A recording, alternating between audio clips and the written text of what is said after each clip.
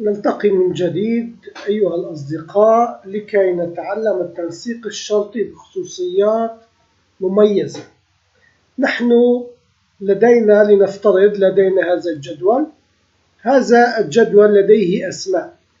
عندما تكون هذه الأسماء مكررة حسب عدد معين تتلون بألوان معينة. لنعطي مثال، إذا كان التكرار مرة واحدة يأخذ اللون الأزرق، هنا الأزرق الأغمق، هنا الأزرق ذات الدرجة المختلفة عن الأول والثاني. أما عندما يكون الاسم مكرر 4 مرات أو أكثر، 3 مرات أو أكثر من 3 مرات، فإذا هنا يوجد تنسيق شرطي. هذا هو المقياس في التنسيق الشرطي. الجدول عندما نسجله نلاحظ أنها تختلف التلوينات والكل أخذ نفس اللون. فإذا نحن عندما نسجل نلاحظ ماذا تمت البرمجة، كيف تمت البرمجة. نحدد هذا المجال ونطلب التنسيق الشرطي لنرى أنه له 4 خيارات.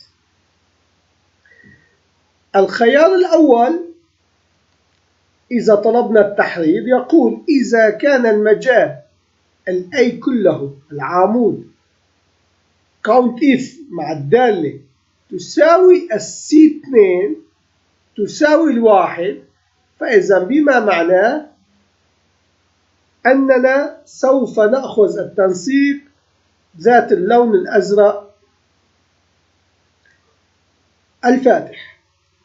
أما عندما نأخذ التنسيق التالي وهو لنفس المجال نلاحظ أنه يقول إذا كان العمود A مع C2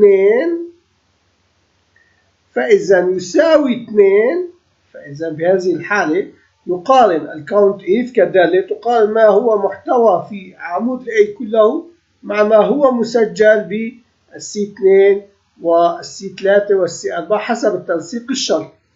وبذلك نكون قد تعلمنا كيف نتحكم بالتنسيق الشرطي بوضع هذه العلاقات ال4 في 4 احتمالات وتغيير اللون في التنسيق وتغيير الشرط بالكاونت إف.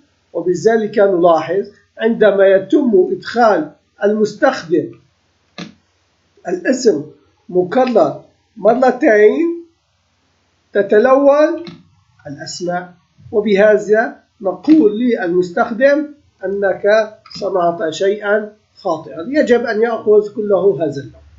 شكرا لمتابعتكم، أرجو أن يكون التنسيق الشرطي مفيد لكم وقد تعلمتم ميزة جديدة.